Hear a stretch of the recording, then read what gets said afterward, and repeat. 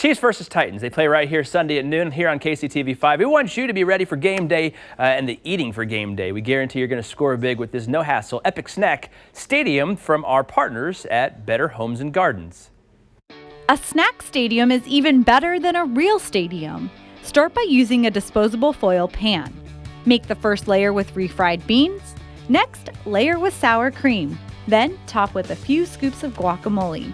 Fill in with as much pico de gallo as your heart desires. Then add lots of cheese and top with chopped black olives followed by shredded lettuce to replicate the grass.